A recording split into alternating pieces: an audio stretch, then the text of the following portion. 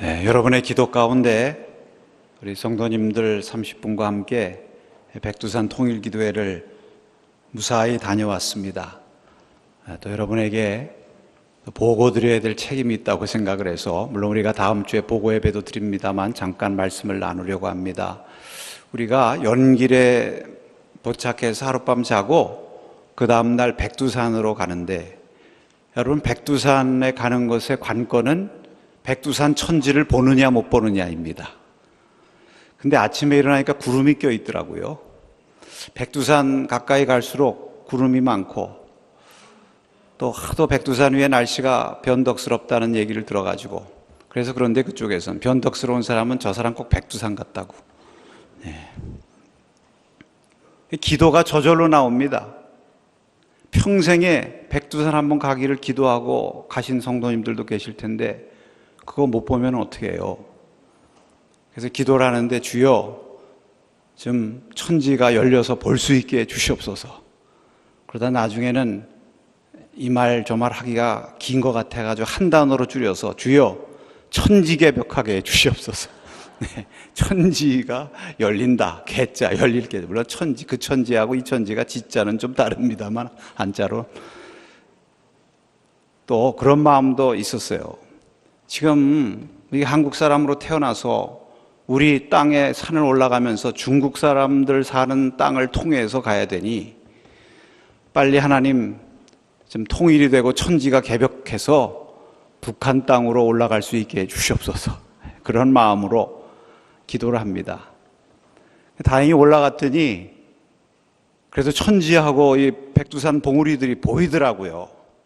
1시쯤 올라가서 밥도 못 먹고, 금강산도 식후경이라고 하지만 백두산은 식전경입니다. 이거 놓치면 큰일 난다 그래서 밥 나중에 먹자. 그리고 일단 백두산 천지를 바라보면서 우리가 에스겔 37장 남북의 하나 되는 말씀 읽고 우리의 소원은 통일 부르고, 얼마나 사람이 많았는지 몰라요. 그래도 하는 거예요. 남산교회 스타일로 두 손 높이 들고 기도하고. 여러분 저 보이죠? 그리고 이제 밥을 먹었습니다. 밥 먹고 나서 이제 본격적으로 백두산을 이제 보려고 하는데 비가 부슬부슬 오는 거예요. 그래서 서둘러서 올라갔더니 그래도 보이더라고요. 근데 조금 있다 보니까 검은 구름이 몰려오더니 소나기가 막 쏟아지는 것입니다. 백두산 꼭대기에서 한 몇 분간 소나기를 쫄딱 맞았습니다. 뭐 감사하죠. 왜? 백두산 꼭대기에서 소나기 맞는 것이 얼마나 드문 경험입니까? 그러면서 제가 생각하기를, 내가 좀 믿음 좀 더 크게 하고 기도를 더 크게 할 걸. 천지개벽이라고 하지 말고 천지 뒤에다 천자 하나 더 붙여가지고 천지천 개벽하게 해달라고요. 그럼 천지도 열리고 하늘도 열렸을 텐데. 좀 무서운 얘기입니다만.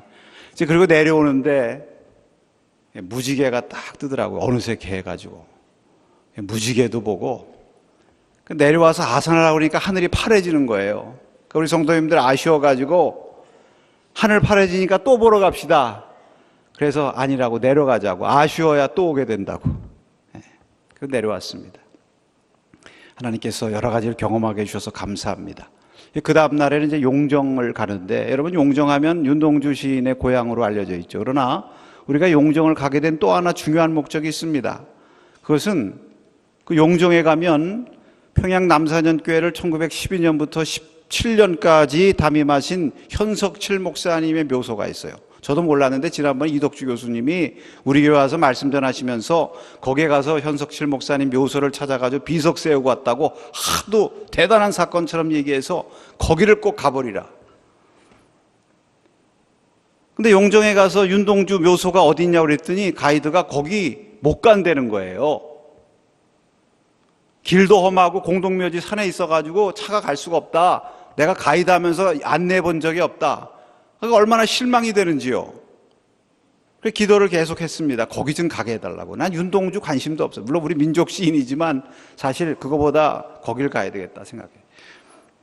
근데 윤동주 그 생가에 갔더니 그 은혜가 되더라고요. 그 이름이 명동촌이고 거기 묵간도에서 민족 운동하셨던 김낙연 목사님 그 교회에도 있고. 근데 이제 하나님께서 참 우연하게 그 가이드 말고 거기 안내하는 분이 우리가 왔다 그러니까 괜히 따라 붙어요. 아는 척을 하더라고요, 우리를. 그래서 제가 그분한테 지나가는 말로 여기 윤동주 묘소도 있다면서요. 그랬더니 그분이 대뜸 하는 말이 거기 갈 수 있습니다 그러는 거예요. 할렐루야. 길이 나가지고 이제 갈 수 있다는 거예요. 그러면서 내가 거기 잘 아는 이장 한 분을 소개해 주겠다고. 그래서 그 이장 소개를 받아서 우리가 윤동주 그 묘역을 역사 유적지를 잘 보고 은혜를 받고 거기를 갔습니다. 그랬더니 산에 있는 그 묘지인데 그게 교회 공동묘지예요. 일제시대 때 독립운동하던 사람들이 많이 묻혀있는 그러한 곳입니다.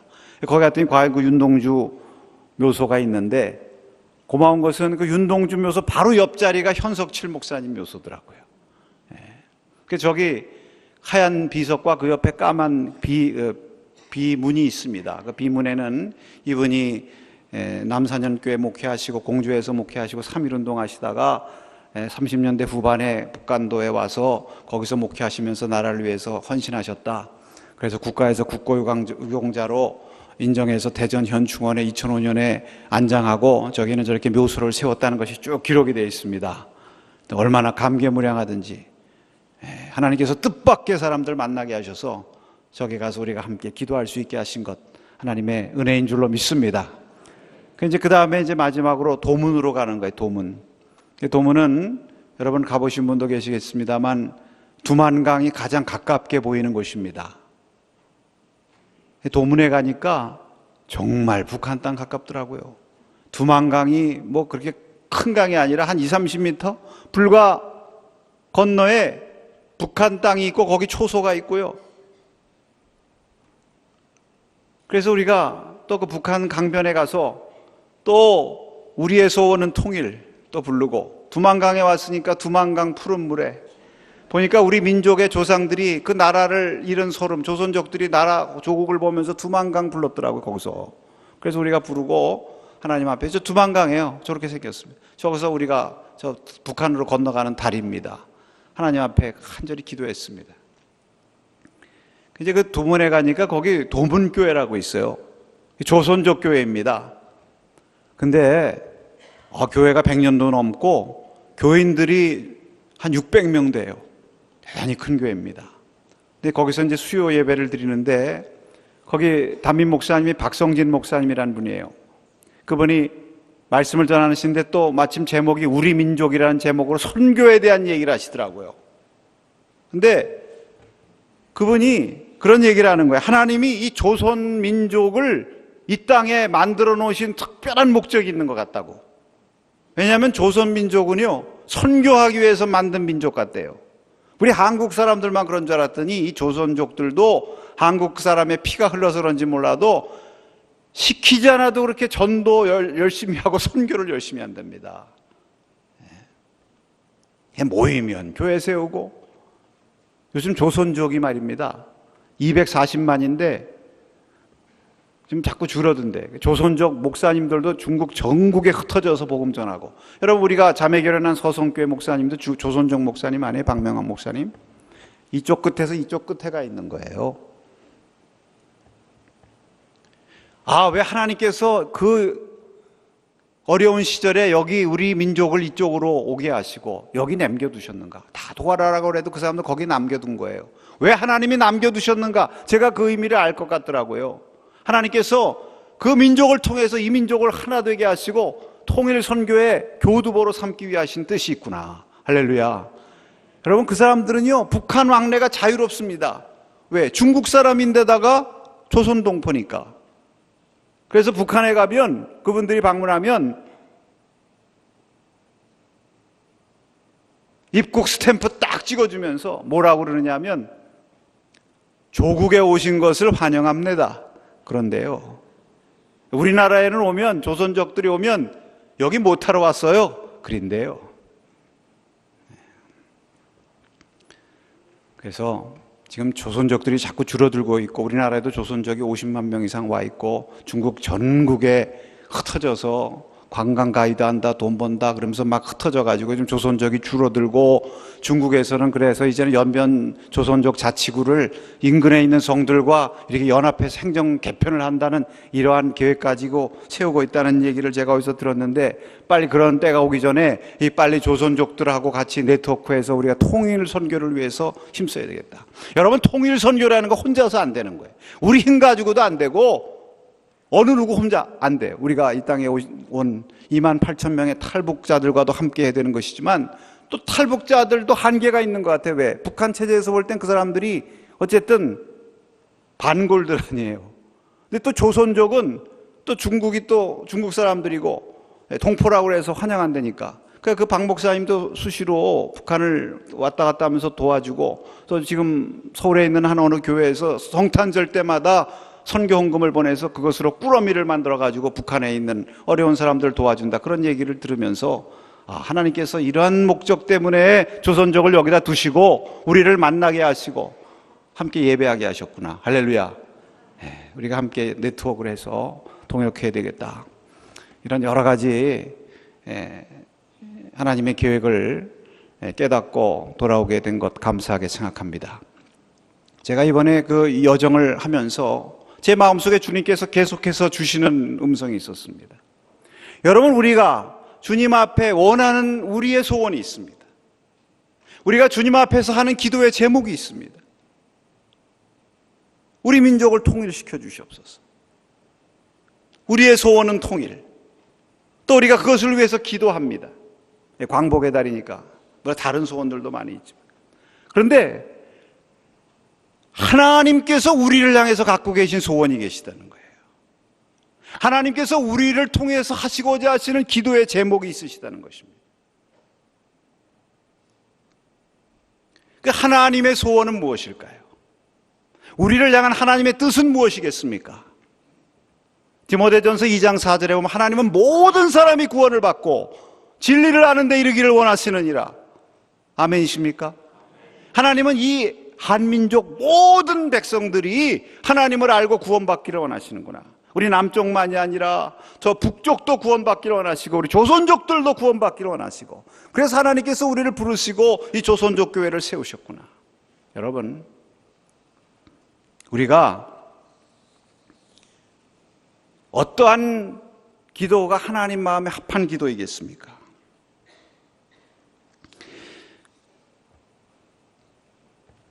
저는 가끔 요즘 그런 생각을 해요. 우리가 통일에 대해서 많이 얘기하지만 통일이 목적이 아니다. 통일은 수단이다. 목적은 무엇입니까? 목적은 하나님입니다. 목적은 하나님의 나라입니다. 목적은 영혼을 구원하는 것입니다. 모든 사람들이 하나님께로 돌아와 하나님을 찬양하는 그 나라가 이 땅에 임하는 것이 목적인 줄로 믿습니다. 그렇기 때문에 통일해야 돼요. 왜? 통일이 돼야 북한에 우리가 복음 전하고 남사년 교회도 재건하고 교회들을 세울 거 아니겠습니까? 주님의 말씀이, 제자들에게 하신 말씀이 계속 제 마음속에 뇌리에 스치는 거예요. 주여, 이스라엘 나라를 회복할 때가 이때입니까? 제자들의 소원은 무엇입니까? 이스라엘 나라를 회복하는 일, 통일되는 일, 해방되는 일. 그러나 주님은 뭐라고 말씀하십니까? 그것은 너희 알 바 아니다. 때와 기한은 아버지께 두신 것이다. 그러나 너희는 성령 충만함을 받고 예루살렘과 온 유대와 사마리아 땅끝까지 이르러 내 증인이 되리라. 여러분, 주님의 소원은 무엇입니까? 주님의 기도의 제목은 무엇입니까? 그것은 너희는 통일이 소원인 것 알지만 그것보다 앞서 먼저 성령 충만함을 입고 땅끝까지 복음 전하는 선교의 사명 감당해라. 그러면 하나님께서 그 일을 이루시기 위해서 통일도 주실 것이다. 그런 말씀을 계속해서 들려주십니다. 여러분, 우리 개인의 신앙생활도 마찬가지예요. 우리가 하나님 앞에 개인적으로 갖고 있는 소원이 있습니다. 여러분, 나름대로 우리가 신앙생활하면서 다 바라는 게 있어요. 그런 거 없이 우리가 무슨 목적의식 가지고 신앙생활 하겠습니까? 우리가 하나님의 은혜와 복을 받고 또 하나님의 평안함을 얻고 또 우리가 강건함을 얻고 형통하기를 원하고 우리의 문제들이 해결되기를 원하고 우리에게 당한 고통들이 지나가기를 원하고 오늘 말씀처럼 우리를 얽어매고 있는 쇠사슬들이 끊어지기를 원하고 우리를 가두어 놓고 있는 옥문들이 열리기를 원하는 것입니다. 그건 우리의 소원이에요. 우리의 기도의 제목인 것입니다. 물론 주님께서도 그것을 원하시고 하나님의 백성들이 그러한 상황 속에 복되기를 원하시죠. 그래서 우리의 기도를 들으시는 것이죠. 그러나 주님께서 우리를 향해서 갖고 계신 소원이 있어요. 우리 각자에게 갖고 계신 소원, 각자를 향한 하나님의 기도의 제목이 있는 것입니다. 그것이 같으면 행복이에요. 같으면 응답이 빨리 오는 것입니다. 무슨 얘기냐? 여러분, 우리의 자녀들이 우리에게 A를 원해요. 근데 나도 A를 주고 싶어요. 이게 부합되면 바로 주죠. 근데 자녀들은 A를 원하는데 나는 B가 더 좋다고 생각해. 그러면 조정하는데 시간 걸리는 것입니다. 부부간에 어느 부부가 행복한가? 물론 같이 사는 게 행복하지만 부부가 원하는 게 똑같으면 행복한 거 아니에요? 남편은 A를 원하는데 부인은 B를 원한다. 한 사람은 A 쪽으로 방향을 잡고 지향하는데 한 사람은 B 쪽으로 방향을 잡고 지향한다 하면은 온전히 행복할 수 없죠. 여러분, 신앙생활의 행복한 성도는 어떤 성도입니까? 내 소원과 주님의 소원이 하나 되고 내 기도 제목과 주님의 기도 제목 하나 되고 그래서 응답이 이루어지고. 할렐루야. 저는 그런 결론에 이르렀어요. 가장 행복한 성도, 가장 행복한 교회는 어떤 교회냐? 선교 열심히 하는 교회다. 왜? 만약에 내 속에 선교에 대한 소원, 영혼 구원에 대한 간절한 소원이 있으면 주님께서 원하시는 바로 그것이 딱 들어맞는 것이기 때문에 우리의 기도도 응답이 빠르고 다른 모든 것도 하나님께서 더불어 주실 줄로 믿습니다. 이러한 말씀으로 오늘 이 말씀을 저에게 깨닫게 하십니다. 여러분, 오늘 이 12장 말씀, 저는 그래서 하나님께 간절히 기도하더라 이렇게 제목을 했는데, 부제를 정한다고 하면은 이렇게 말씀드리고 싶어요. 주님께서 원하시는 기도를 드리자. 이것이 응답되는 기도다. 여러분, 사실 사도행전의 전개로 보면 11장에서 바로 13장으로 넘어가야 돼요. 그런데 여기 12장에 왜 이 말씀을 하셨습니까? 이것이 선교의 결론이라는 것입니다. 여기 보면 복음을 전하다가 예루살렘 교회에 다시 박해가 일어나고 헤롯 왕의 박해로 말미암아 사도 야고보가 순교당하고 베드로까지 옥에 갇히는 일이라는 것입니다. 그런데 이를 위해서 초대교회가 하나님 앞에 간절히 기도해서 하나님의 구원의 역사가 일어나고 복음으로 승리하는 것입니다. 나중에 보면 헤롯 왕도 죽고 하나님의 말씀을 흥왕했다고 그랬습니다. 이것을 통해서 예루살렘과 유대 선교의 한 단락이 완성되고 이제는 이방 선교로 넘어가게 되는 것입니다. 그런데 여기 이 말씀을 기록한 이유는 바로 선교는 기도요, 기도는 선교라는 것입니다. 선교는 기도 위에 서야 되고 기도는 선교를 지향해야 된다. 그럴 때 주님께서 기뻐하시고 그의 증인들을 어려움에도 불구하고 붙들어 주시고 승리하게 하신다. 예루살렘 교회와 유대 선교가 바로 이러한 근거 위에서 지금까지 어려움에도 불구하고 승리했던 것처럼 앞으로 세계 선교, 이방 선교, 너희들이 하는 이 선교의 사명도 비록 많은 어려움과 고난과 가시밭길과 같은 순교의 길과 같은 그런 어려움이겠지만 하나님의 약속과 기도 위에 굳건히 서면 반드시 승리하고 하나님 나라가 확장되리라. 이러한 믿음을 가지라. 오늘 그렇게 말씀하시는 줄로 믿습니다. 여러분, 주님께서 원하시는 기도를 우리가 드리기를 원하는 것입니다. 오늘 말씀을 통해서 제가 두 가지를 여러분에게 꼭 말씀드리고 싶어요. 오늘 야고보의 순교에 대한 말씀 먼저 생각해 보려고 합니다. 여러분, 이 야고보의 순교, 여기 그냥 야고보가 순교했다 그렇지만 이 야고보의 순교에는 많은 메시지가 담겨 있습니다. 이 야고보의 순교를 통해서 우리에게 주시는 말씀은 무엇이냐 하면 주님께서 원하시는 기도는 하나님의 영광을 먼저 구하는 기도라는 것입니다. 그리고 그러한 기도를 주님께서 응답하신다는 것입니다. 무슨 말씀입니까? 여러분, 야고보가 순교하게 된 그 배경이 복음서 시대로 거슬러 가는 것입니다. 예수님께서 예루살렘으로 올라가는 길에 제자들을 데리고 올라가는데 왜 예루살렘으로 올라가십니까? 십자가의 길인 것입니다. 그런데 그때 도상에서 무슨 일이 일어났느냐? 두 형제가 예수님께 찾아왔죠. 누굽니까? 야고보와 요한입니다. 야고보가 형이에요. 그러니까 야고보가 주님께 뭐라고 말씀했습니까? 주여, 예루살렘에 올라가셔서 영광 받으시면 나는 오른편에, 내 동생은 왼편에 앉게 해주시옵소서. 세상적인 영광 구한 거예요. 그렇죠. 우리의 소원이 그것입니다. 세상적인 영광을 받는 것, 높아지는 것, 뭐 욕할 거 없어요. 우리가 다 같은 모습이니까. 그런데 주님께서 뭐라고 말씀하셨습니까? 내가 구하는 것을 알지 못하는구나. 내가 구해도 지금 잘못 구하고 있다, 그런 얘기예요. 내가 너에게 원하는 기도는 그게 아닌데. 그러면서 예수님이 뭐라고 말씀하셨느냐 하면, 너희가 내가 마시는 잔을 마시고 내가 받는 세례를 너희가 받을 것이다. 여러분, 이 잔과 세례가 무엇입니까? 고난이요, 피의 세례, 순교예요. 그러니까 예수님이 그들의 간구에 응답 안 하신 게 아니에요. 겉으로 보면 응답 안 하셨죠. 왜? 높은 자리에 앉게 해달라고 그랬으니까, 죽는 얘기했으니까. 그러나 우리 주님께서는 더 높은 영광의 자리로 응답하신 줄로 믿습니다. 순교라는 것은 세상에서는 비천해 보이지만 하나님 나라에서는 최고 영광의 자리에 앉는 것이니까요. 할렐루야. 그리고 그 야고보의 간구가 여러 시간이 흐른 다음에 예수님께서 수정해서 한 단계 승화시켜서 응답해 주신 대로 이루어진 것입니다. 우리가 이것을 깨달아야 됩니다. 그러니까 야고보는 주여 나에게 영광을 주시옵소서 이렇게 구했지만, 예수님은 그에게 원하는 소원이 달로 있었어요. 그에게 원하는 기도가 달로 있었어요.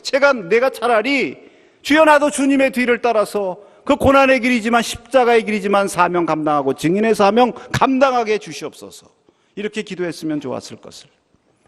그러나 주님께서 사랑하셔서 그렇게 수정해서 응답해 주시고 오늘 순교를 통해서 이루어 주신 줄로 믿습니다. 여러분, 기도의 응답이란 이런 차원으로도 일어나는 거예요. 여러분, 우리가 하나님 앞에 원하는 것이 있고 기도하는 것이 있습니다. 주여 나를 높여 주시옵소서. 주여 나에게 고통이 물러가게 해 주시옵소서. 그런데 반대로 낮아지고 반대로 더 큰 어려움이 오고, 그러나 여러분, 그것은 응답이 아니라 하나님께서 그것을 통해서 한 단계 영적으로 승화된 응답을 주시는 줄로 믿습니다. 이것을 통해서 내가 나를 증거해라. 이것을 통해서 내가 나의 이름이 나타나도록 해라. 우리 주님은 그것을 원하시는 것입니다. 그것을 깨닫는 순간 우리는 감사해요. 야고보가 순교하는 순간에 그 주님이 자기의 그 여러 해 전에 하셨던 그 말씀을 기억하면서 하나님 앞에 감사하며 하나님 나라로 갔을 것입니다. 주님께서 우리에게 원하시는 기도, 세상의 영광보다 하나님 나라의 영광을 먼저 구하는 기도를 할 때, 지금 비록 고통 가운데서 그러한 기도 드릴 때 하나님께서 응답하시고 우리에게 더 큰 축복 주시는 줄로 믿습니다. 그 다음에 또 하나, 여러분, 베드로를 향한 교회의 기도예요. 오늘 요절 말씀입니다. 5절 말씀을 다시 한번 읽겠습니다. 시작. 그의 베드로는 옥에 갇혔고 교회는 그를 위하여 간절히 하나님께 기도하더라. 아멘. 이 베드로가 옥에 갇힌 절체절명의 위기의 순간에 우리 성도들의 무기가 뭐예요? 우리의 싸울 무기는 육신의 무기가 아니라 기도의 무기 아닙니까? 그게 하나님의 교회가 열심히 이를 위해서 간절히 기도한 것입니다. 응답이 됐어요. 베드로가 구출된 것입니다. 하나님께서 인간적으로는 도저히 불가능한 군인들이 몇 겹으로 에워싸고 아예 양쪽에 아주 그냥 쇠사슬을 갖다가 얽어매고 옥문도 몇 겹으로 둘러싼 거기에서 구출해 주셨어요. 저는 처음에는요, 이 말씀 읽을 때마다 초대교회 성도들이 주여 이제 베드로가 옥에 갇혔으니까 베드로 좀 옥에 나오게 주시옵소서 이렇게 기도해서 하나님이 그렇게 응답해 주신 줄 알았어요. 근데 이번에 우리 백두산 여행을 하고 이번 주 말씀이 이 본문인데 이 말씀 묵상하는 가운데 하나님이 반대로 가르쳐 주시더라고요. 옥에서 나오게 해달라고 기도하지 않았기 때문에 내가 구해줬다.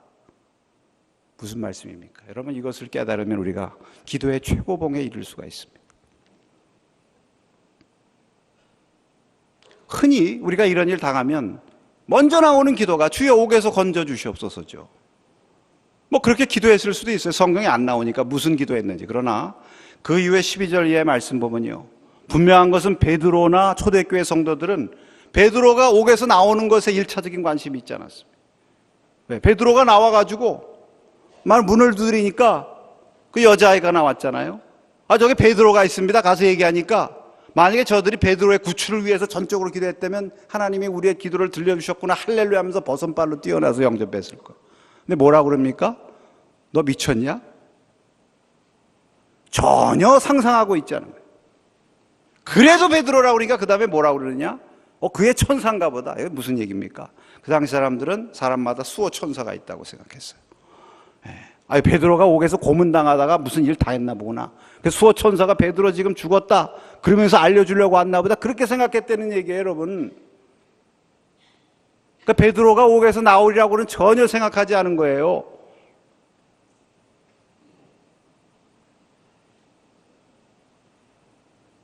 그래도 베드로라니까 그 다음에 가서 베드로를 보고 놀랬다.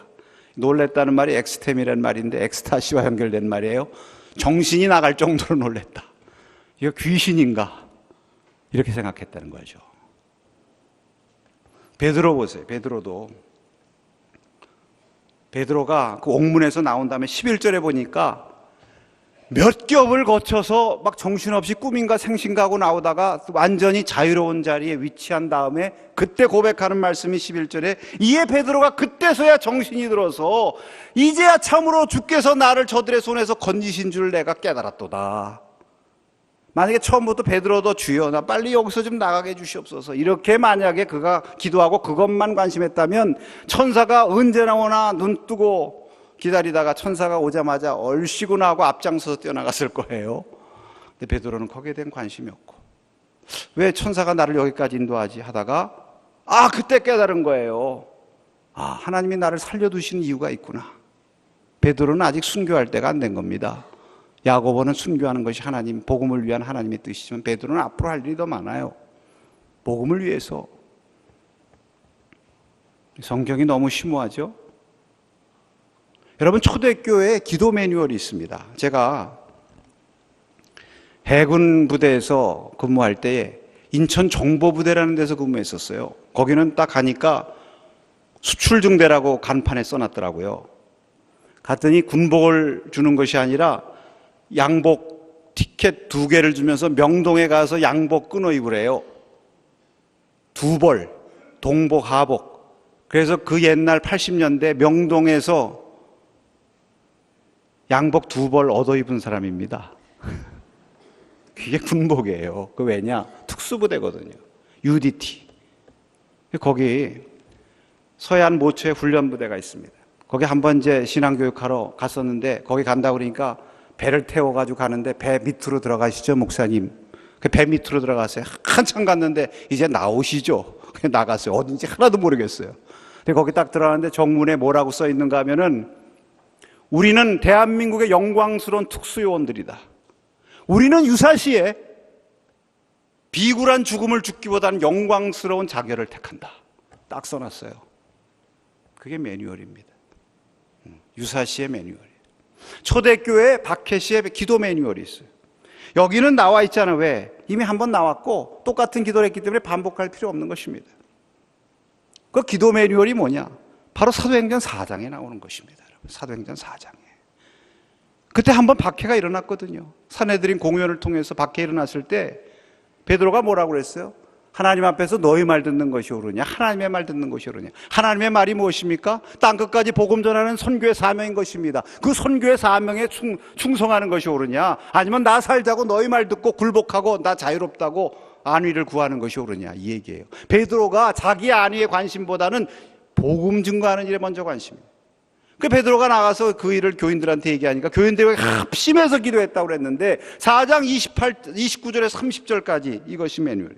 함께 읽겠습니다. 주여 이제도 그들의 위협함을 굽어보시고 또 종들로 하여금 담대히 하나님의 말씀을 전하게 하여 주시오며 손을 내밀어 병을 낫게 하시옵고 표적과 기사가 거룩한 종 예수의 이름으로 이루어지게 하옵소서 하더라. 요렇게 기도하는 거예요. 초대교회가 어려움을 당할 때에 주여 이 어려운 상황을 주여 굽어 살펴보시옵소서. 그러면서 뭐라고 합니까? 주여 우리가 어떤 상황에 있든지 오직 담대하게 주의 복음만 전하게 주시옵소서. 주님 기적이 나타나게 해주시옵소서. 병든 자들 고침받게 해주시옵소서. 이거 자기 안위를 위해서 기적 나타나게 해달라는 것이 아니에요. 그 기적을 통해서 하나님의 복음이 왕성하게 해주시옵소서. 그러니까 저들의 관심은 무엇이냐면 오직 어떤 상황에 있든지 옥에 있든지 박해를 받든지 죽든지 살든지 오직 주님의 복음만 담대히 전하는 증인의 사명 감당하게 주시옵소서. 이게 기도 매뉴얼이에요. 여기 그대로 기도한 거예요. 그렇게 기도했으니까 이들이 모여서 주여 지금 베드로가 옥에 있습니다. 저가 옥에 있으니 얼마나 어렵습니까? 그러나 주님 저를 붙들어 주십시오. 제가 어떤 상황에 있든지 하나님 저에게 강한 힘을 주셔서 믿음을 굳건하게 하시고 담대히 주의 복음 증거할 수 있도록 붙들어 주시옵소서. 이렇게 기도했습니다. 베드로도 그렇게 얘기했을 거예요. 끌려가면서 성도들에게 나를 위해서 기도해 주십시오. 내가 옥에서 풀려나게 해달라고 기도하지 말고 이 내가 옥에 갇히는 이 사건을 통해서 하나님의 복음이 전파되게 해주셔서 기도하시오. 유럽에서 선교사들이 처음에 19세기에 아프리카로 파송될 때에 선교사들의 평균 수명이 3년이에요. 3년 만에 풍토병 걸리고 식인종에 잡혀먹고 죽는 것입니다. 그런 사정을 알면서 선교사들이 파송받아서 나갈 때 선교사가 나가면서 마지막 인사 말씀을 해요. 그때 뭐라고 인사 말씀한 줄 아십니까?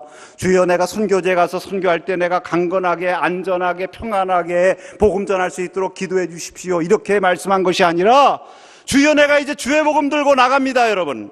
그러나 아프리카는 선교사가 가면 몇 년 안에 죽는 땅입니다. 나도 가서 죽을지 모릅니다. 그러나 내가 죽었다는 소식 들으면 나를 위해서 장송곡 부르지 말고 그 다음 선교사를 빨리 보내주시오.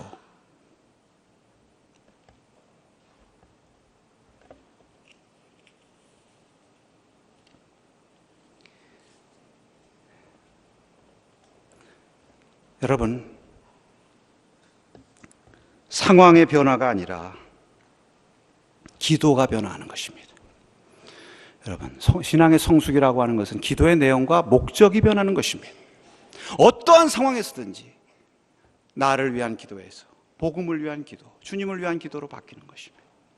이것이 12장에서 일어난 것이고 이렇게만 하면 앞으로 이방 선교도 성공한다. 이 메시지를 전하기 위해서 여기다 삽입해 놓은 거예요.